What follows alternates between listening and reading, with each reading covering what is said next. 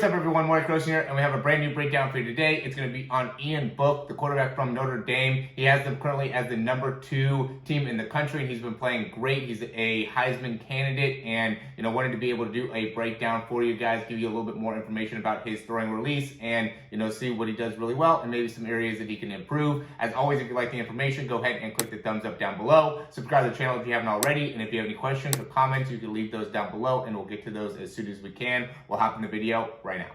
All right, so we'll go through Ian Book here. And I'd say one of the things that is great about him is he just has a great awareness from a pocket perspective. Has a great feel for, when he's getting himself into any type of, trouble. And he does a great job of being able to scramble out, to the sides and really does a great job of being able to improve the amount of time that he has to be able to scan the field and make a decision in terms of where he's going to go with the football and throw the football. And I think that's a very underrated skill because I know a lot of quarterbacks really struggle once they get a lot of pressure. If their O-line isn't doing very good, really puts a lot of pressure on the offensive line, and he does a great job of helping out his offensive line by being able to be very mobile in the pocket. So we'll go ahead and look at his throw though. Big thing that stands out to me, he starts with that ball pretty low, kind of down by his waist there. We'll look to see, on this particular throw, he really tries to sling it out of his hands quickly. So it's a good one to be able to see where his release is at. 1-3-1-3 is when he starts. Let's say he probably drives up to about 1-3-23. So that's 0.1. And the ball's out probably about right there. We'll say 4.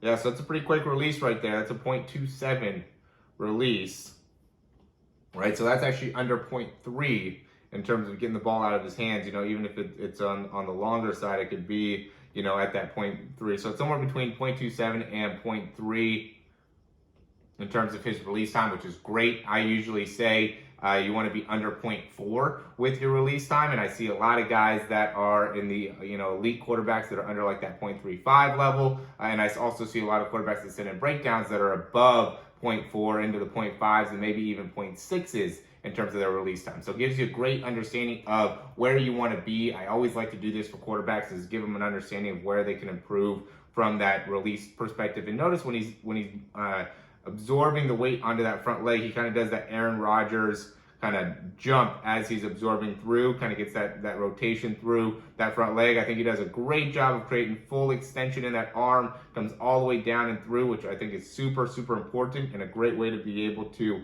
improve as or put a lot of zip on the ball as a quarterback. Here's another good throw here. So notice here he steps off to the side, doesn't do a great job of getting a lot of hip extension off that back leg, right? Can probably improve there, but does a great job of getting hip rotation. So is able to really open up within that front hip, keeps that front shoulder pretty well closed, and then has a great finish of being able to maintain that front arm close to the chest. And I think that's super important overall, is where that front arm goes. If you end up kind of losing the position of that front arm, we see that quarterbacks end up really having a lot of inconsistencies of their throwing mechanics and really accuracy once you end up kind of not being very consistent with where that front arm goes. And I'm even somebody that can attest to that as well, where, sometimes if my front arm drops, I end up having a harder time of being able to be consistently accurate. So drops back, loads there. Again, really opens up that step a good amount, right? So he doesn't really step towards the target very much. He kind of steps off to the side. And people that do that, they do that so then they can initiate that hip rotation